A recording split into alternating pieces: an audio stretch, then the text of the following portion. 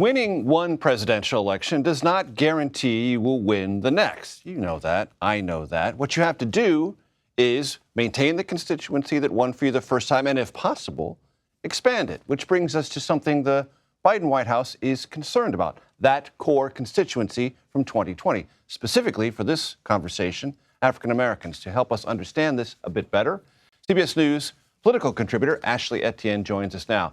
Ashley is also the former communications director for Vice President Kamala Harris and former House Speaker Nancy Pelosi. All right, Ashley, describe the depth of concern and how legitimate that concern is. Well, I mean, it's almost to the point of hair on fire within the party. Okay. I mean, as the New York Times reported just yesterday, I believe, that African-American male leaders in particular went and met with the White House and really made the point and sounded the alarm that that the party's having some problem with black voters.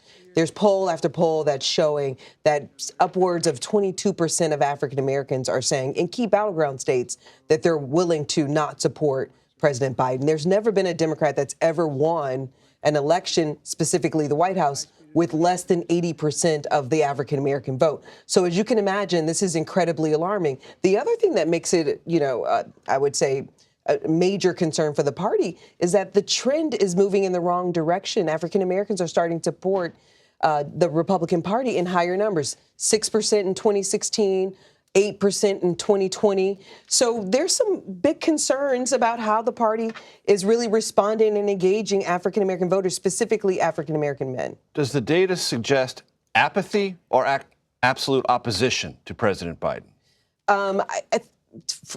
What the party's most concerned with is how we're effectively engaging African-American voters, right? To deal with either one of them, whichever it is, apathy or opposition, you got to engage. Absolutely, because both of them are bad, right, ultimately. but here's the main concern is that we're not effectively engaging African-American voters and don't have the appropriate messengers to really penetrate and block out all the noise. So two things that have happened just most recently that the party has never done as early in the cycle as they have this time around. One is they went up just last week with ads in battleground states targeting African-Americans, specifically featuring African-American men touting the president's agenda, accomplishments, specifically around infrastructure and what it's meant in his life. The second is there's a big meeting happening tomorrow.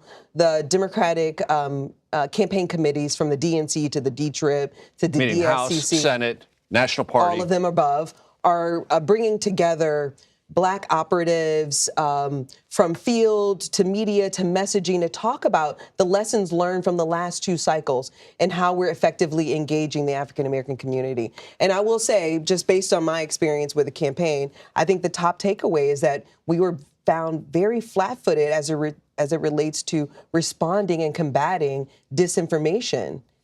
Dating all the way back to the 2016 election, there have been reports, congressional hearings about Russian bots specifically targeting African Americans with different disinformation to suppress the black vote. So that's what I was most surprised with, is that we were so flat-footed and had no plan to really combat in real time what we know was sagging support for Joe Biden. And you mentioned the lived experience of 2020. Was there ever a point in time in 2020 where there were similar concerns about African American support and then candidate nominee Biden?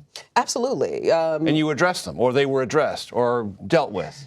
Well, I mean, it all depends on how. I mean, we won the election, so that's the only thing that actually matters. But I think this time around, you have African-American men that are really running the party. From Mr. Jeffries, that's running the House, to the head of the DNC, to the head of Congressional. Jamie Harrison, right? Yeah, Congressional Black Caucus, Congressman Horsford are running the party. So it really is an opportunity for them. They have their access to the resources. They drive the agenda. They can really take a new approach to engaging African Americans in a way that we've never before. Invest bigger on the front end. And really, I think what they really should do is hire an AI firm, an artificial intelligence firm, to really target and track disinformation in real time and not wait for these polls. In 2020, in the 2020 election, it was about probably 30 days out where we started to see in the polls, internal polls, that we weren't doing very well among African American men.